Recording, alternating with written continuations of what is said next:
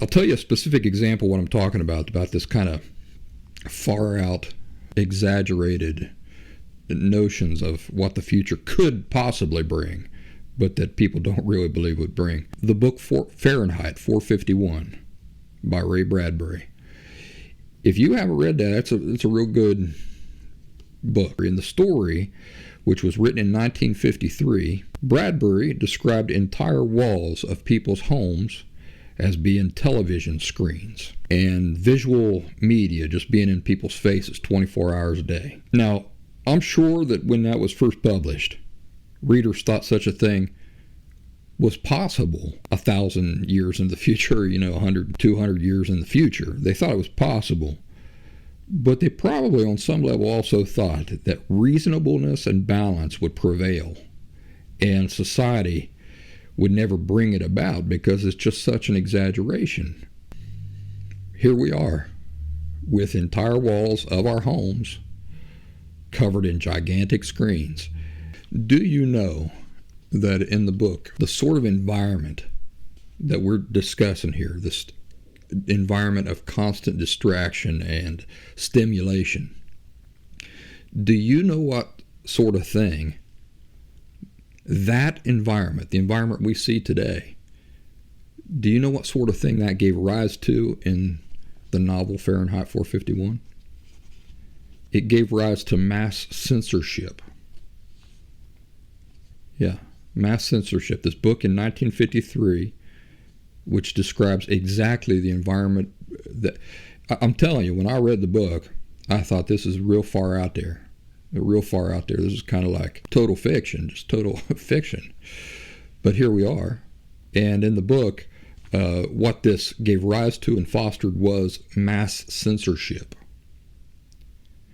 So Ray Bradbury got the fact that we're all living in this sort of environment today with all this mass distraction and stimulation. Did he get the mass censorship? Did he get the part where that would give rise to and foster mass censorship? Did he get that right?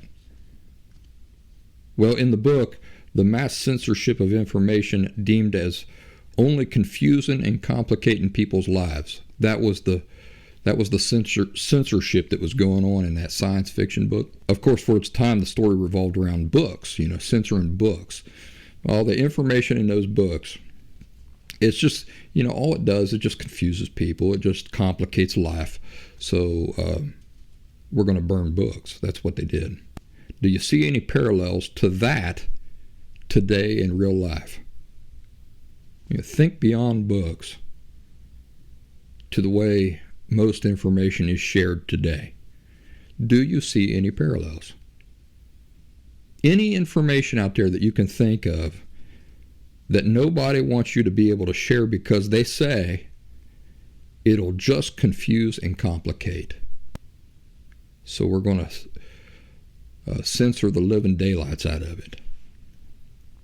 Montag, the protagonist in Fahrenheit 451, at one point tries to have a meaningful conversation as he's coming out of this closed-minded myopia that he's been a victim of for most of his life, and he can't. He can't have a meaningful conversation with anybody about anything. Do you know why? Because everybody's indifferent, ignorant, and callous. Do you see any parallels today in the real world with the book in that regard? Are people having trouble having meaningful conversations with each other, or of alerting to people about the dangers of censorship because there's a large group of people who are indifferent, ignorant, or callous, or all three? Do you see any parallels? The only people in Fahrenheit 451 who really see what's going on and the significance of it and are taking it seriously are people who are considered fringe rejects. Do you see any parallels with real life with that aspect of the book? If you haven't had a conversation with anybody lately who is indifferent, ignorant, or callous, to censorship, who argues it's justified or not a big deal, or if you have had a conversation like that with somebody and you agreed with them, you're missing something important. So if you haven't read Fahrenheit 451, I highly recommend it. It used to be mandatory reading in either grade schools or high schools here in the U.S., but since the book specifically contradicts any ideology that supports censoring information deemed confusing and complicating for society, I don't see how it could still be on school lists, since it's academia in cahoots with big tech who are behind all censorship today. And if they do still require it in schools, the only reason I can see that that would even be possible would be if the folks in academia aren't emotionally honest enough to see how they themselves embody the very thing that Ray Bradbury was warning society about. I have no doubt that in their minds they interpret their own actions and their own role in a lofty, positive way. They believe, they perceive themselves as being morally justified in their censorship.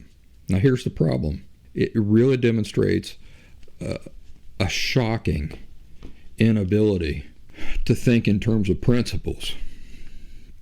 And it's a demonstration of arrogance. You know, think about how arrogant it is for me to believe, for example, that my opinions, my thoughts, my perspectives on life are much greater and morally superior to yours.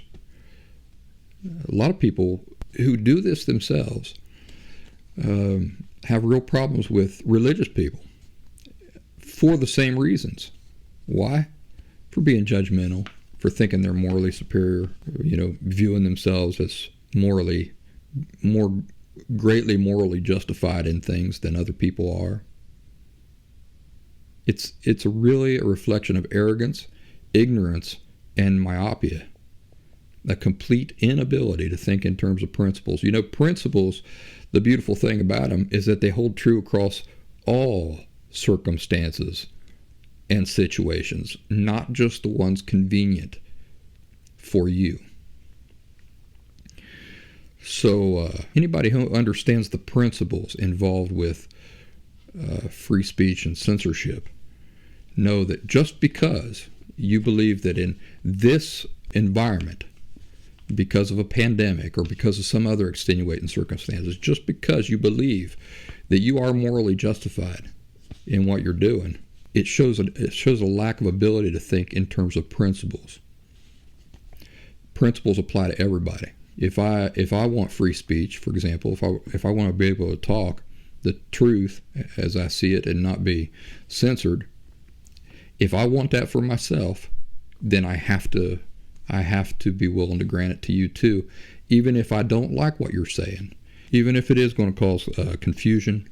If you think about it, the entirety of my work relies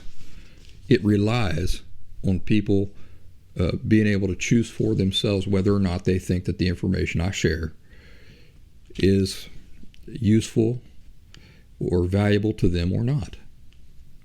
How would you like me trying to tell you how I recovered from borderline personality disorder, and Facebook telling you that no, that's dangerous for you to hear, you shouldn't hear that? And why would they do that? Because their fact checkers are from the professional community. How would you like that? Well, it's happening. It's happening right now. It's not a political thing. It's a thing based in fundamental principles